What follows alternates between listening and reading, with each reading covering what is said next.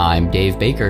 And I'm Spandrew Spice. Welcome to Deep Cuts, the podcast where we pick a topic and walk you through the ins, outs, and nitty-gritty so you can appear like an interesting and idiosyncratic person at your next forced social function. Today's topic is... the tragic life of Bettie Page. Who was Bettie Page? Well, she's the most photographed pinup model in American history. She served as an icon of beauty, risque fashion, and a burgeoning post-war sexuality. However, she also suffered from prolonged mental health issues, hospitalizations, and tragic abuse. Despite being adored by millions across generations, by the 1990s, no one was quite sure what had happened to her. Her whereabouts were such a mystery, in fact, that a contest was held in the pages of Penthouse magazine for anyone that could prove whether she was alive or dead.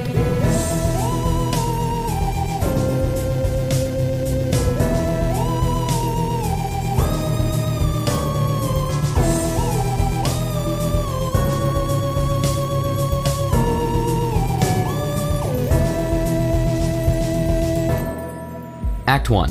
Leather and lace and blunt cut bangs. Between the years of 1949 and 1957, over 20,000 mail-order photos of Bettie Page in bondage were taken. 20,000.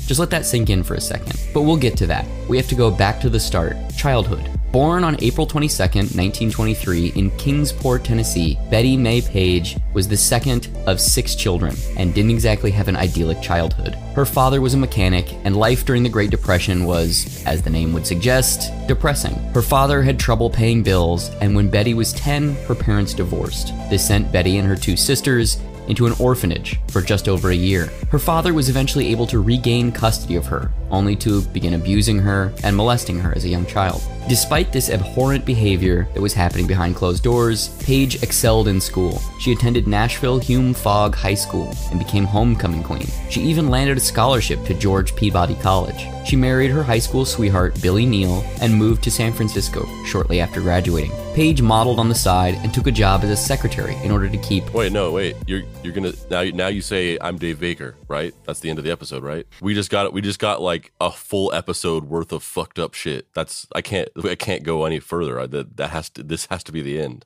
Yeah, it's definitely the end. She was abused as a kid, had to grow up during the Great Depression as part of six kids, and then graduated high school and got offered a scholarship, didn't take it, got married, moved to San Francisco, and just lived happily ever after while trying to unpack the trauma that she'd already endured. I mean, that shit was dark. It's just, it's so, like, that little description was like, oh my God, that's a fucking lifetime's worth of, if like one of those things happened to me, I'd be like, I'm done. I'm catatonic forever. Leave me alone.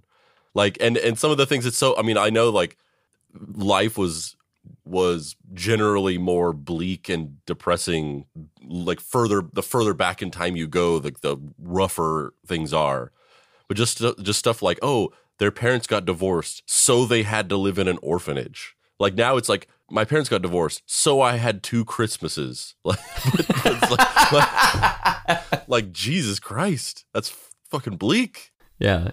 My parents got divorced, so now I have 2 birthdays. But no, it's like, my parents got divorced. I had to live in a fucking orphanage. Yeah, that's what happened, yeah. Page modeled on the side and took a job as a secretary in order to keep her meager living situation stable. It was during this time that Page landed her first and only Hollywood audition, a screen test for a local producer who, during the process of shooting the screen test, attempted to sleep with her. She did not reciprocate, and the audition failed to land her any work. This might sound like a horrible first experience with Hollywood, and objectively it is. But for context, this was standard operating procedure. Scummy producers would prey on young girls' hopes and dreams of becoming famous for personal gain. In the 50s, this reprehensible behavior was par for the course. Ultimately, Page and Billy Neal divorced in 1947.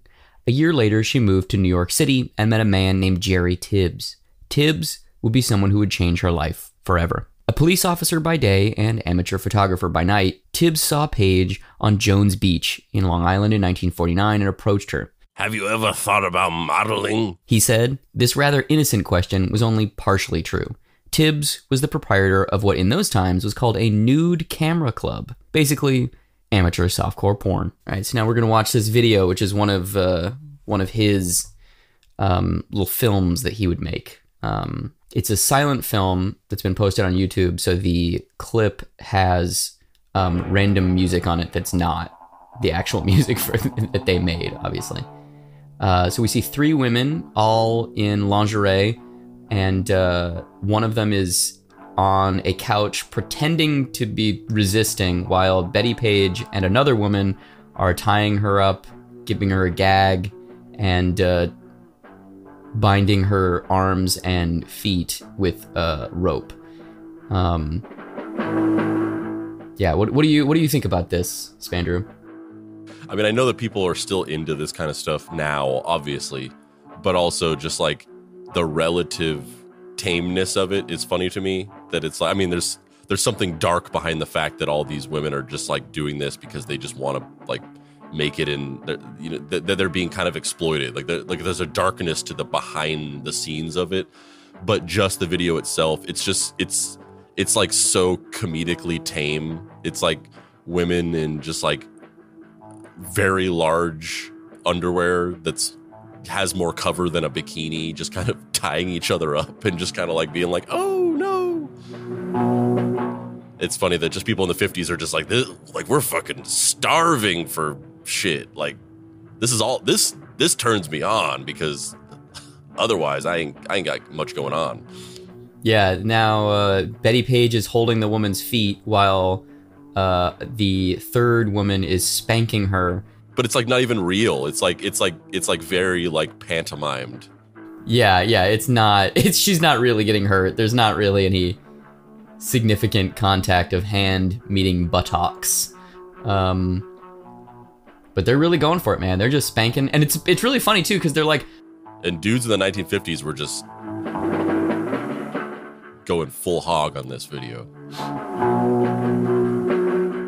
Yeah, it's so silly that it's just like, and now we're walking across the carport.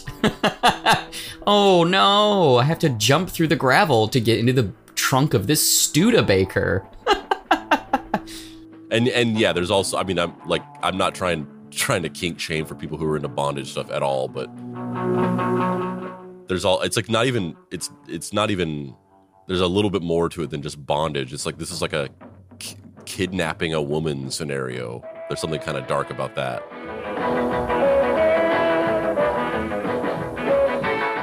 I love too how the woman who's not Bettie Page keeps looking to camera like, is this what you want? Yeah, I mean, they're all kind of doing that. They're all just kind of like enduring this video shoot. They're just like, I'm supposed to be doing this. Hopefully it's over sometime soon. It's very silly. It's very silly. We could stop it. We don't have to keep going. This literally almost to a 1-to-1 degree reminds me of like 3 or 4 years ago, or maybe it was sooner. I don't know. The COVID kind of like warped my sense of like time in the last 10 years. But these videos that got really popular on YouTube that were like these weird little like videos of like somebody dressed as Elsa from Frozen and somebody dressed as Spider-Man. And then they would like run around and they would like tickle each other and things like that. And it was all kind of done in fast motion. And these videos got super popular on YouTube and got like millions and millions of views because somebody basically like figured out how to like trick the algorithm into showing these videos to like little kids who are just like on their tablets watching YouTube. And it became this huge controversy because they're not really appropriate for kids. They're kind of almost like light. They're videos like this. They're just like, Spider-Man's tickling Elsa. Like there's something a little bit sexual about it. And so they like banned these videos from YouTube. And this is like, they're almost identical to this. Hey man, history. It's cyclical, baby. It's cyclical. Yeah, I don't know. I love this. I'm so into it. I think it's great. I think Bettie Page is a fascinating person, and also how someone's image can be utilized and work as a synecdoche for almost like a generational sexual awakening is fascinating to me. You know, like obviously there's the Marilyn Monroe version of it where she's the kind of sanitized, squeaky clean, like blonde bombshell, you know, that serves as America's post-war being like, oh yeah, you know, our puritanical roots are obviously still fucking everywhere in our culture even today, but the idea of a woman using her sexuality to get ahead in life and becoming known for her sexuality specifically as a primary attribute, and her blonde hair and her larger pieces of anatomy is really fascinating to me. Huge toes, man. That bitch got giant fucking pinky toes, no less. Giant pinky toes. But it's equally as interesting to me that she would be on one end of the spectrum, and then the Bettie Page version of it, which is kind of like the darker side of, or the more underbelly side of American sexual history during this time period, where, you know, it's all about bondage and fetish objects and costumes and people expressing themselves and having an allure of sexual freedom that they don't have in their everyday life that is expressed through the totem of Bettie Page is very interesting to me. Yeah, it's also super fascinating how all of that, the iconography behind all that represents is all largely laid on the back of this one woman who had a very relatively short career. And just it's so interesting how that this one person who objectively just had this very insignificant impact on culture ends up having this huge impact on culture because of the way in which people chose to use her as like a totemic representation of that.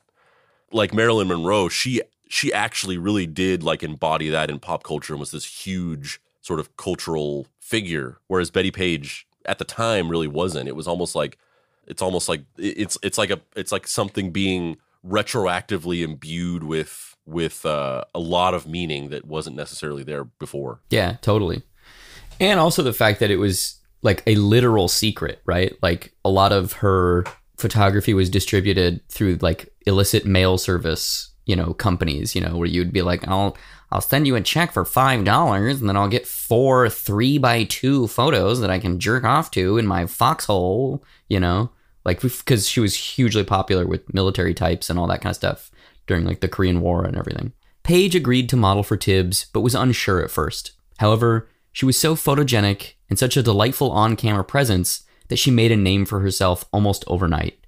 Soon her photos were seen in Wink and Flirt magazine, but it would be her 1955 Playboy centerfold photo that took her career to the next level. This would be the photo that grabbed the attention of Irving Pinup King Claw, who specialized in bondage and costume photography. Claw operated a mail-order pinup porn business that shipped thousands of 4x5 index card photos across the country, especially to enlisted men.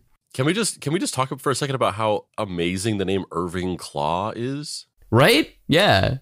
Like he sounds like a fucking supervillain, right? Yeah, that's a Bond villain right there. 100%. Yeah. It's too on the nose. It's like it's too good for a Bond villain because you'd be like, I don't know.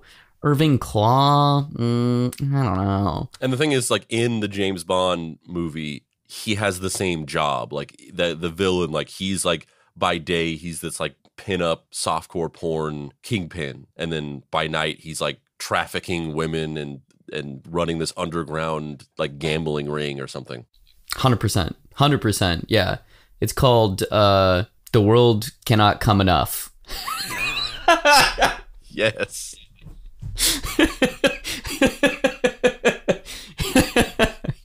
Absolutely, that's what it's called. The world can't come close enough. Claw operated a mail-order pinup and porn business that shipped thousands of 4x5 index cards across the country, especially to enlisted men. These photos would be what put Paige on the map. She became an instant favorite of men across generations. But this good fortune, hard work, and charisma would be short-lived, as Bettie Page would soon discover dark times ahead. Very dark times, indeed. So I guess my next question then is what's your relationship with Bettie Page? Can you remember the first time you saw her? Have you seen that movie, The Notorious Bettie Page? Yeah, I did see the movie a while back. I don't remember much about it. I think I watched it on TV at some point. And I wouldn't I don't think I would call myself a fan. I mean, that's not a statement in the opposite either. That's not like I don't like her or like I disapprove of what she did or anything like that. I have like almost no opinion on her other than the fact that like I said before, I think it's very fascinating for this one person with this relatively like obscure career to have become almost like the face of an entire sexuality movement. I find that incredibly fascinating. And yeah, I mean, I see number one, I constantly see people posting pictures of her in stories and on their feeds and like on Facebook and Instagram. Like, it's a very common thing for friends to be like sharing pictures of Bettie Page or whatever. And you also see all of these photo shoots and photography and styles of dress that are like very directly inspired by like the Bettie Page aesthetic. When you get into like the rockabilly culture and like the greaser culture, people, you know, who are our age, who got really into dressing like they were in the 1950s and things like that, like almost all of the women's fashion in that is inspired by a combination of like Bettie Page and then also just like a more domestic 1950s like housewife aesthetic, I guess. So it's like this weird dichotomy where they dress like this mixture of these two like polar opposite things, which is also very fascinating. But yeah, other than that, I wouldn't say that I have like too much of a fascination with her work. Her life and career is fascinating to me for sure. Yeah, I mean, this will not be surprising, but I fucking love Bettie Page. Yeah, but see, I'm not a pervert though. Count me in, baby, because I'm fucking here. I'm here for it, man. I'm out here. I'm just like, yeah, let's go. Let's go, Bettie Page. I'm so here for it. Yeah, this is like a whole other conversation. And I was joking, obviously, about saying that. But the thing I've always, like, when I was a little kid, God damn it, this was another one of those things where people are like, oh, they get too off topic. But it fucking relates. I don't know if this is a neurodivergent thing or what, but whenever I was a little kid, my stepmom got me a Christina Aguilera jigsaw puzzle. And it was like Christina Aguilera, like, posing all, you know, sexily. And I just didn't get it. I was like, why would I want this?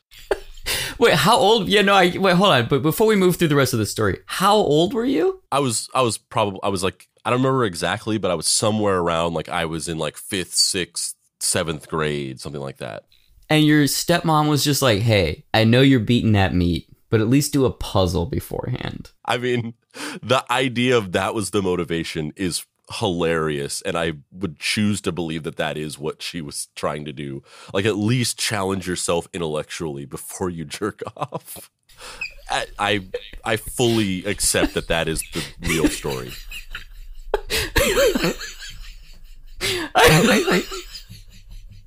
I love her.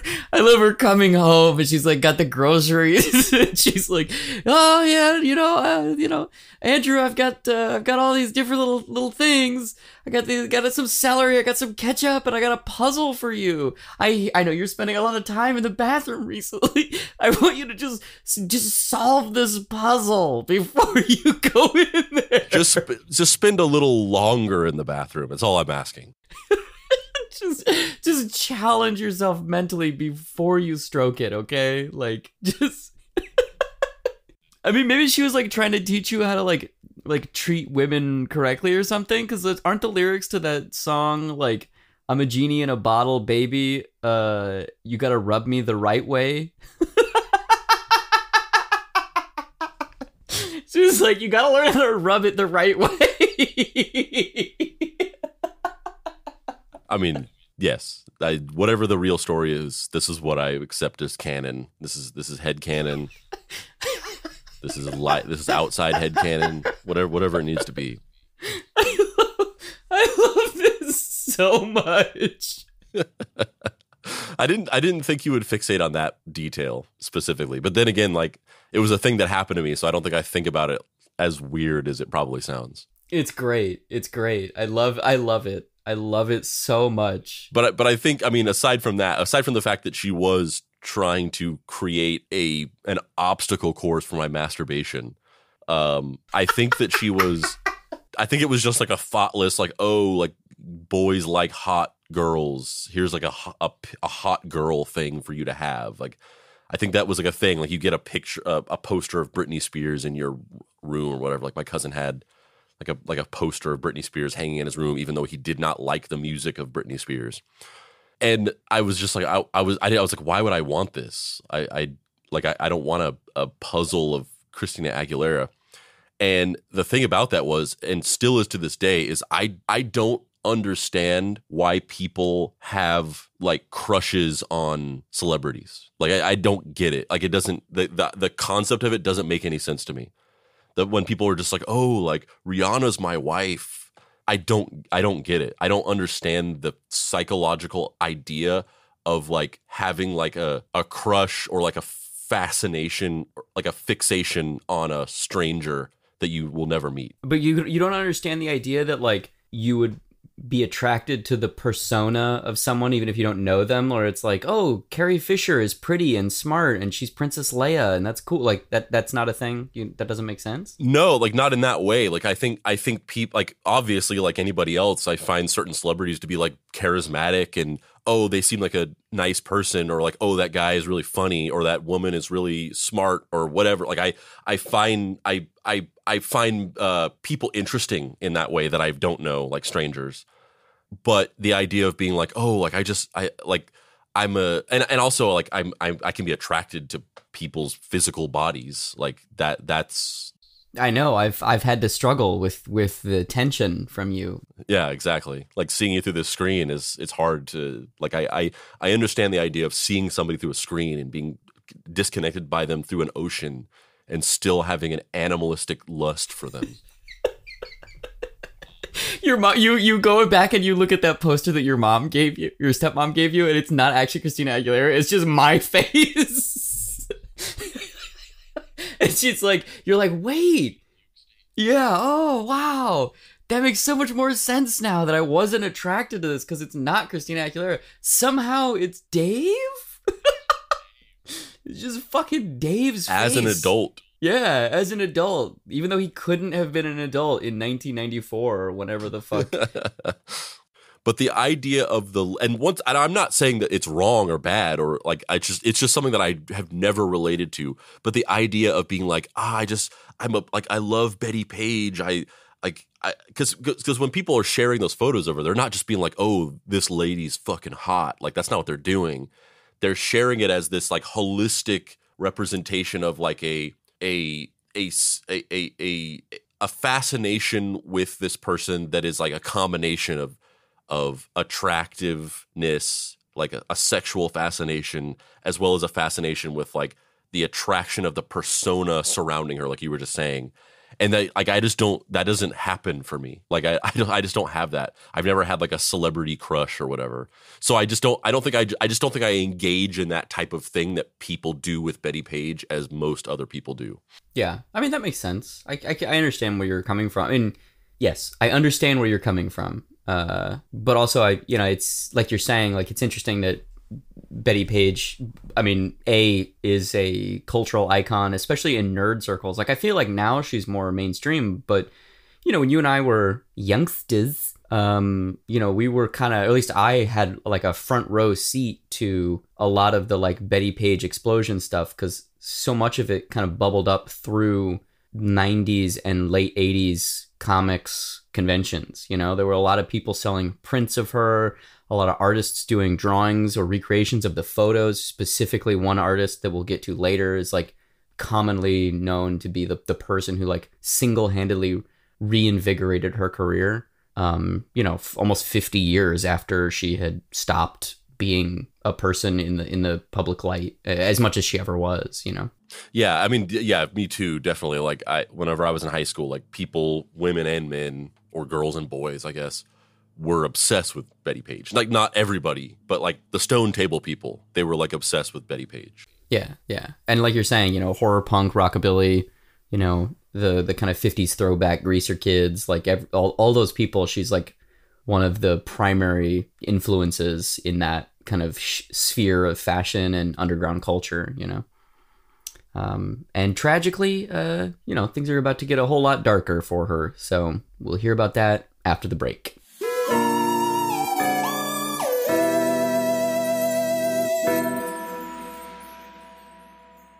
Thanks for listening to this episode. You should definitely go like the Facebook page for the Deep Cuts Pod, because we do lots of cool video content on there that you'll be sure to like. Also, please join our Facebook group. That's Deep Cuts Podcast on Facebook and the Deep Cuts Podcast Facebook group. Also follow us on Instagram at Deep Cuts Pod.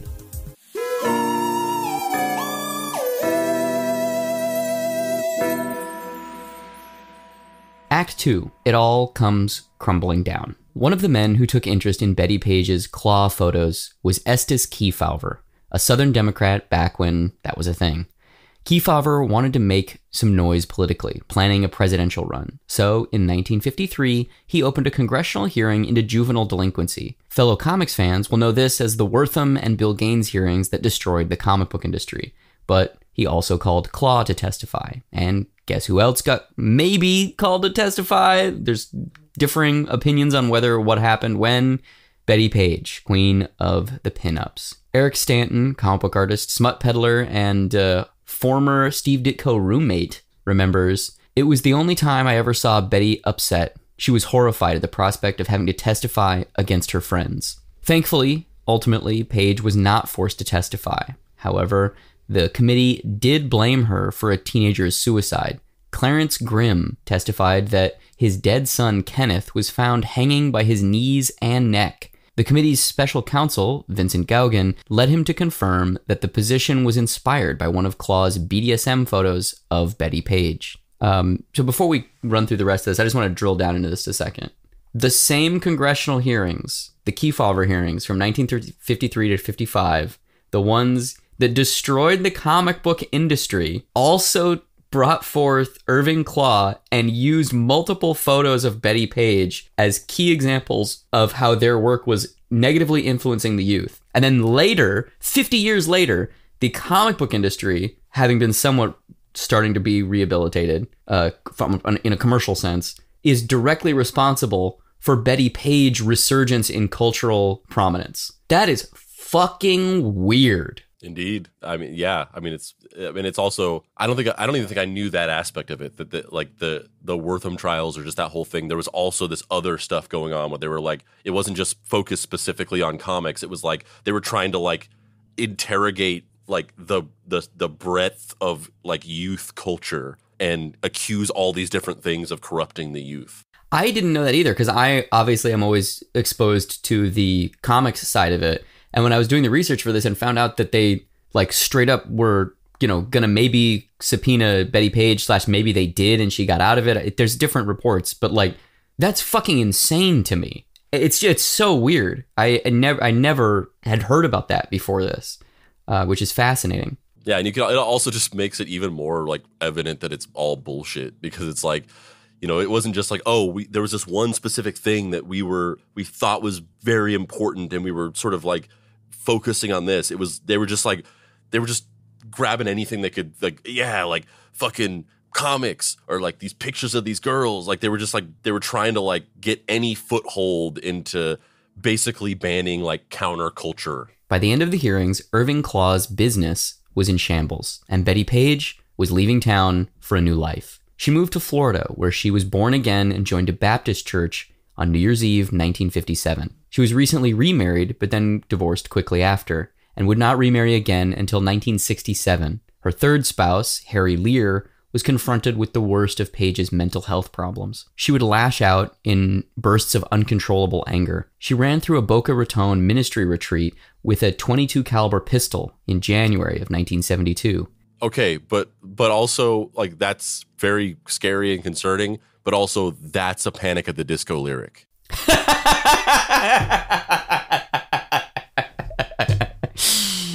Yeah, it really is. In April, she forced her husband and children to pray to Jesus at knife point. Also a Panic at the Disco? That is also a Panic at the Disco lyric. While she was committed to Jackson Memorial for 4 months as a result of this, it wouldn't be till October of that same year that she would voluntarily recommit herself to another hospital for suicide watch. It was in 1978 that Harry Lear decided to separate from Page and move on with his life. She moved to California to be closer to one of her brothers. However, tragically, this familial contact didn't help her or her declining mental health. After an argument with her landlady, she assaulted the woman with a knife. Soon after, Page was diagnosed with schizophrenia and sent to Patton State Hospital for 20 months. It's so like, and once again, like, obviously these things still obviously affect people now, and to act like things are just better is not accurate. But with all of the different options and treatments and things like that, and advancements in medical technologies and therapy and all these things, like, things have improved to a certain extent. But it's so crazy how, like, you know, in decades past, the 50s, the 40s, the 30s, it just seemed like it was like a dice roll of, like, are you going to have just like kind of a normal life, or are you just going to have the darkest life anyone ever heard of? Like, it was like a dice roll. It seemed like the trajectory of going down a bad path just had way more momentum. There was way more multipliers that guaranteed, if you started to veer into entropy, that you were just going to keep going off into the fucking stratosphere. Why do you think that is? Do you think that's maybe like the increased social connectivity today through like digital, you know, online personas, where if you see someone being crazy on Instagram or whatever, you can contact their family easily or whatever? I don't know. Like, why? I'm because I'm not disagreeing with you. I agree with you. I'm just kind of like thinking out, like, why is there slightly more of a social network, no pun intended, today? Yeah, it could be that. Like, yeah, whenever you start, like, people will notice more whenever you are exhibiting concerning behavior, even if it's just a lack of your presence. Like, why hasn't this person, like, literally somebody, like, got saved from having, like, a stroke or something like that because the people at Domino's, like, noticed that they didn't order the pizza that they usually order every day. And they were like, something's wrong. This person didn't order their pizza for the day, through the Domino's app, and they sent, like, cops to check on them. Like, so I think that definitely has an aspect of it, for sure. Is that a real story, or did you just make that up? Like, no, what that's the fuck a real is thing. that? I don't know if it was a stroke, it was maybe it was a heart attack or something like that, but this happened like 4 or 5 years ago. Somebody just ordered a pizza every single day from this one Domino's using the Domino's app, and they didn't order the pizza, and the people at the Domino's got concerned and sent a wellness check. And the person had a heart attack and was like, would have died. Just goes to show you, man, you got to eat Domino's.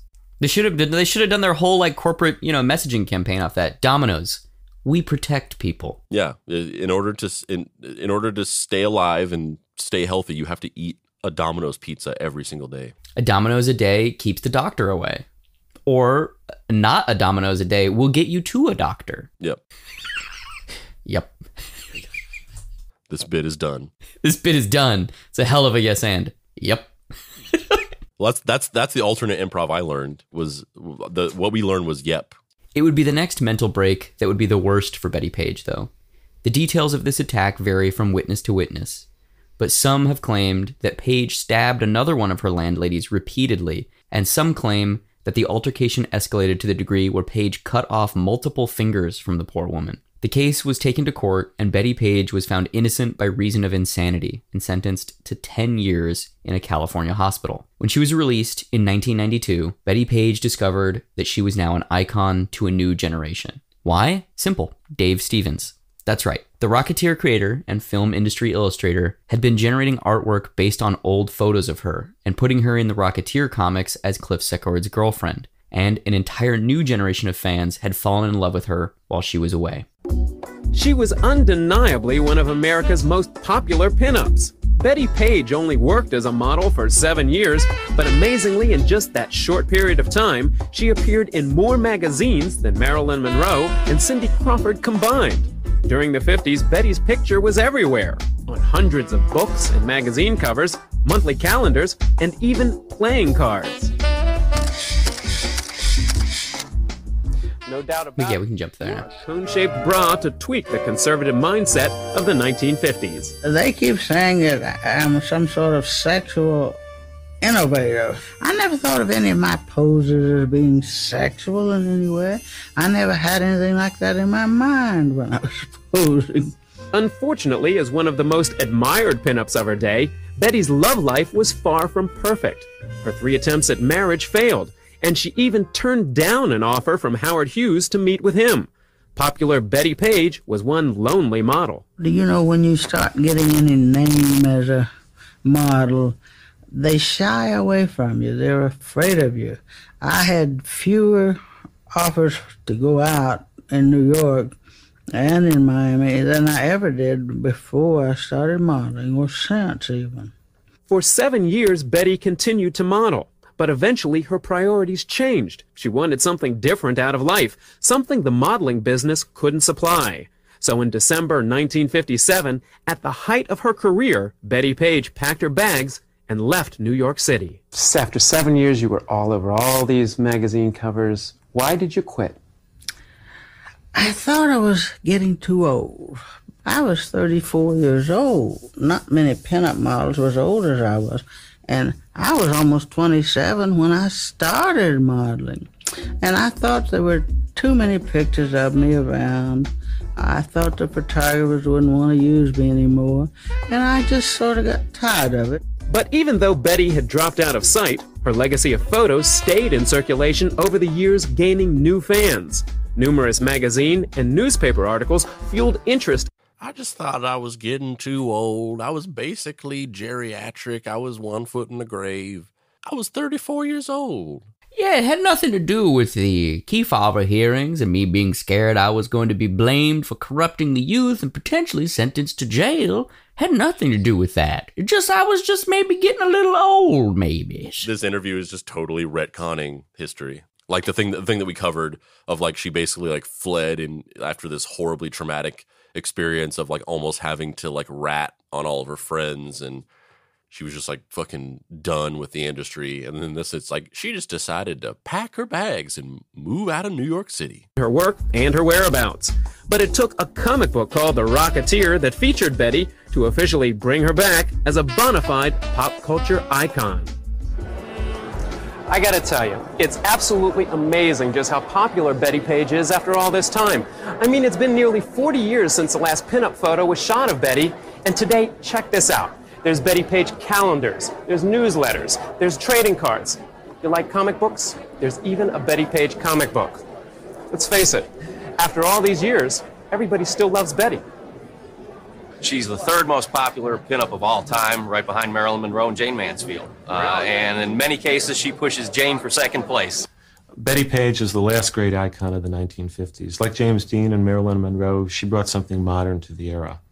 When you look at a picture of Bettie Page, you think you could know her, and that if you did know her, she would like you. She's like the girl next door. She's just the greatest American pinup, and that's why she's eternal. Now, what you're probably wondering right about now is, what does Bettie Page look like today after all these years? But to tell you the truth, part of Betty's allure was that air of mystery that surrounded her ever since she dropped out of the limelight some 39 years ago. And besides, as far as Betty's concerned, she'd just rather her fans remember her the way she used to be. I wouldn't want to see a model when she's old and out of shape. Who would? There's nothing to look at. You want to look at them when they're young and beautiful, with beautiful bodies. I didn't look bad in the 50s, and I was in the best of health and had my figure and everything. I've only started falling apart the last couple of years. I hate old age. These days, Bettie Page is leading a quiet and very private life in California. And even though Betty says she hates getting older, she's still pretty active and pursuing a variety of interests like gardening and dining out with friends. One of her favorite pastimes is just staying home late at night and watching old movies on cable TV. And you might be asking, who are Bettie Page's favorite contemporary models? Well, Cindy Crawford and Claudia Schiffer top her list. Man, you know, it sounds like she still has. And you know, one of her favorite hobbies is being depressed. One of her favorite hobbies is being supremely mentally ill, and now she's unmedicated because she doesn't have a family support structure to help her and hold her accountable. I mean, the thing that she says about like, why would anybody want to look at an old model? There's nothing to look at is obviously very sad. And like, I mean, I guess for me, it's like I have no opinion either way. Like, I don't not want to look at you because you're old. Like, that's ridiculous. I don't value you exclusively based on like how young and attractive you are, but also like if you don't want people to see you, like I also am not like insisting on like give us the fucking footage, like let us see you, so you know that's sad that she would say that, but also you know I fully respect I think more celebrities should have their privacy respected, especially women. And it's, you know, and especially for her, it's this kind of, it's one thing if she had a persona like Marilyn Manson that was tied to parts or acting or being a singer or a skill or talent that she could be valued for later in life, that she could still do and make money off of. But with her, it's really hard because you're like she even says, like, who wants to look at a model that's old, because our culture is fucked up and values exclusively youth and beauty. And once those things fade, then it's very difficult to monetize your physical body, right? Yeah, and to a certain degree, I don't know how conscious she is of this when she was saying that, but the idea of like, I've had this resurgence as this massively popular icon, and it's based solely and exclusively on just photos of me and the way that I looked. And for myself to like put my present image out into the world and like break the facade of like, this is Bettie Page, might damage that in some way. Yeah, completely. Even just on a like fan base level, because like she says, she wants people to think of her as the 1950s version because that's the thing she's selling, right? She's selling her legacy, basically, which is also, it's kind of sad on one level, and also it's kind of shrewd as a business person on the other. While she was away, Penthouse magazine offered anyone who could prove whether she was alive or dead $1,000. And ultimately, they didn't have to, because she came forward herself. This is the last known video of Bettie Page. It was from a Playboy party. She's standing next to Hugh Hefner, holding a painting of her past self. So that's what she looked like, standing next to Hugh Hefner. Spandrew, do you wanna describe what Bettie Page looks like later in life? Yeah, she looks like Roseanne's mom from the Roseanne show. That's a very specific reference. You have to like be familiar with that actress, but that's just what she looks like. But yeah, she's just like a pretty normal looking elderly lady. She's like wearing like a flannel button up shirt. The only like thing that's like out of the ordinary is that she's got that like two-toned hair where the back of the hair is dark, is brunette, and then she's got like white. I think the video is blurry, but the front, like her bangs are dyed like platinum blonde or white or something. It's white. Yeah, it's basically she's like pretty heavily graying, and she has patches of her bangs now that are white, and the rest of her hair is gray. She's wearing like that. You hit it right on the head when you said Roseanne, because she's wearing the Roseanne Barr red and white checkered flannel shirt from the Roseanne show. And obviously, she's an she's an older person now who's been, out of the spotlight. So she just looks like a normal fucking human. Like I never would have known that is Bettie Page. Yeah. And in some ways she like when I say, and when you say, I think that she looks like a normal lady, I think part of that is you almost expect, based on the story, you almost expect her to wear that story on her sleeve and kind of look like, oh, this is somebody who's been through some horrible shit and has struggled with mental health issues. Like, video footage of Daniel Johnston in his older age before he died. Like, you're just like, this dude, he's looking rough. Like he's been through some shit. She doesn't look like that. Not to say that she isn't struggling with that, but that she just looks like a normal, unassuming person. Yeah, completely.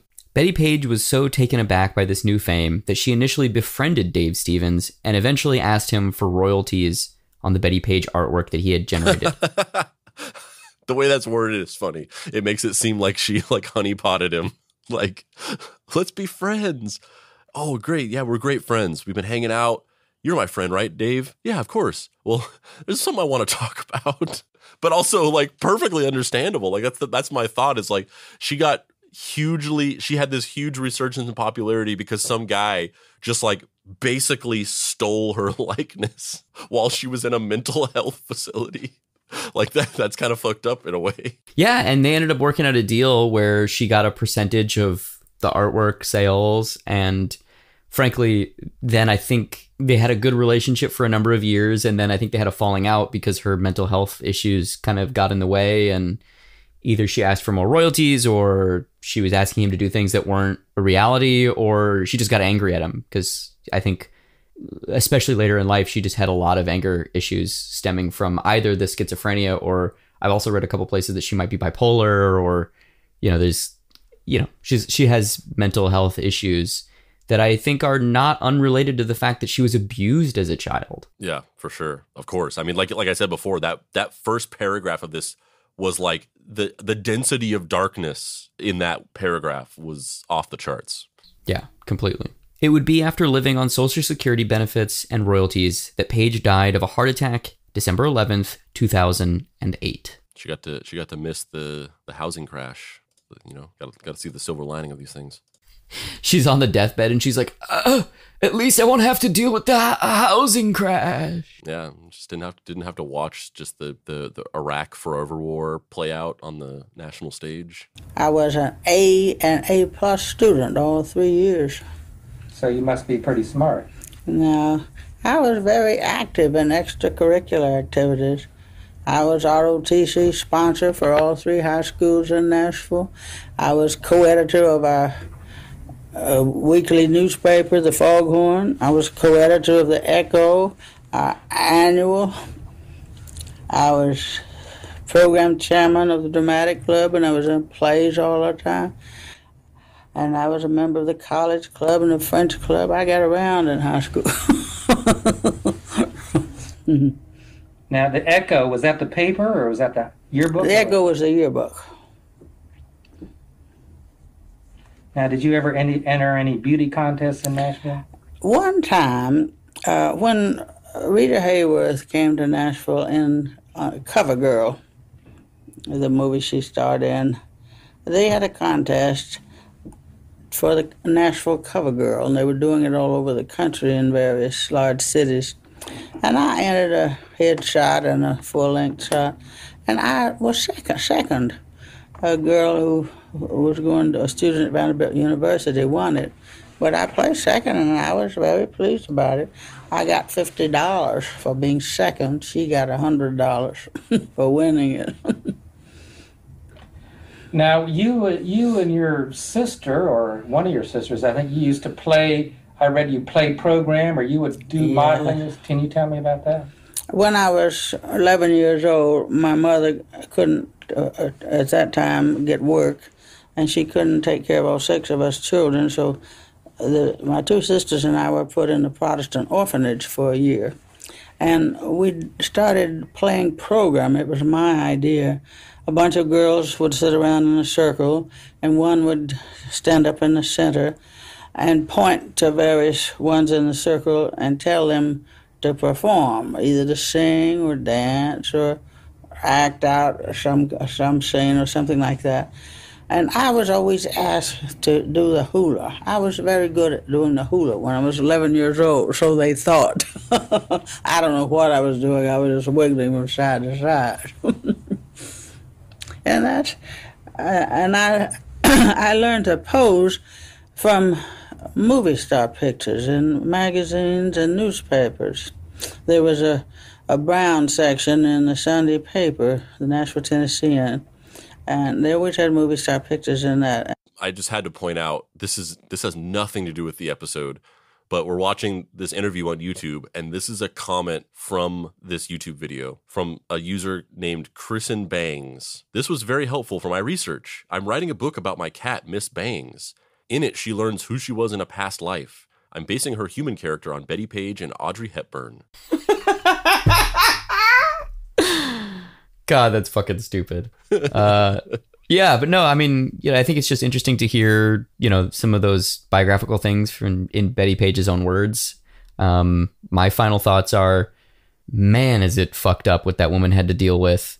It's very interesting how she became a cultural icon, and I don't see her going away anytime soon, which is really interesting because very few people are kind of culturally exhumed from our past and then continue to sustain relevance over time, which is fascinating. And also, unlike Spandrew Spice, you jerked off to her all the time. like Bettie Page. Like I like Bettie Page. She's cool.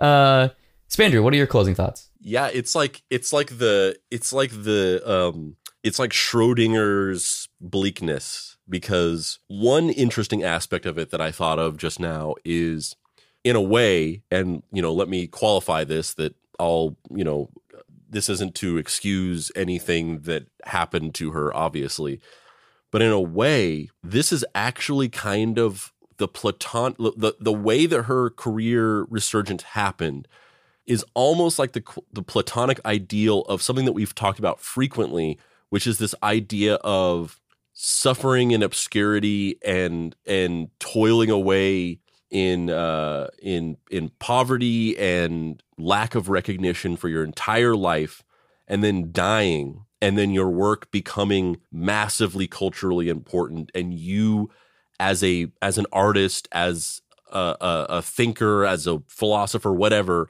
being retroactively applied with greatness and cultural import, but never getting to see any of it because you're dead already. And Henry Darger as the example of like the worst, bleakest version of it, where he dies and seeking love and acceptance his entire life. He dies, and then he gets that, and he gets recognized for his capacity for wanting love and acceptance. Bettie Page, in a way, she lived this life suffering away in relative obscurity and the issues that she dealt with her early childhood traumas and her struggles with mental health later on. And then, but instead of dying and then having this cultural resurgence, she went away, was sort of removed from public life. She has the cultural resurgence, and then she comes out almost like coming out of the cocoon to a world in which she has achieved this cultural import and this like recognition for what she's done, and this re-examination of her as a great figure, right? But she gets to just live in that and almost like experience it secondhand, because it's this whole other life that she had that was separated by this moment where she went away and was living in this mental health facility for a decade. And then she gets to come out and just kind of bask in the fact that she is seen as this great figure. Would I trade, if given the option, if the option was like, do you want to like create art and like live in obscurity for your entire life and then die and then be seen as one of the greatest artists of all time? Or do you want to live and actually experience that, but you have to have experienced like horrible traumas, being molested as a child? I don't think I would choose that option. This isn't to say like, oh yeah, everything was great for Bettie Page. Yeah, I would not trade that. So it's like I said, it's the Schrodinger's bleakness, because I think that in a way the thing that happened is like the thing that we always talk about that would be better to happen for these people. But I don't think that really excuses how much she suffered in the horrible traumas that she experienced throughout her life, for sure. So it's only for Bettie Page to say whether or not like that shook out in a way that she felt was worth it, and we'll never know because she's dead. Well, on that note, I'm Dave Baker. And I'm Spandrew Spice. This has been Deep Cuts. You can find me online at heydavebaker.com. Spandrew, where can people find you? You can't find me anywhere because I got to end this. So follow us on social media and listen to the next episode where I'll go into my spiel in more in depth.